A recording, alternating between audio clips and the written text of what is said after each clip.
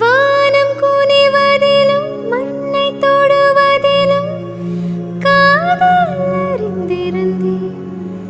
கானம் உறைந்து படும் மௌன பெருவெளியில் ஒரு ஞானம் வளர்த்திருந்தேன். இதயம் விரித்திருந்தேன். நான் இயற்கையில் திளைத்திருந்தேன். சிட்டுக்குருவி ஒன்று ஸ்நேக பார்வை கொண்டு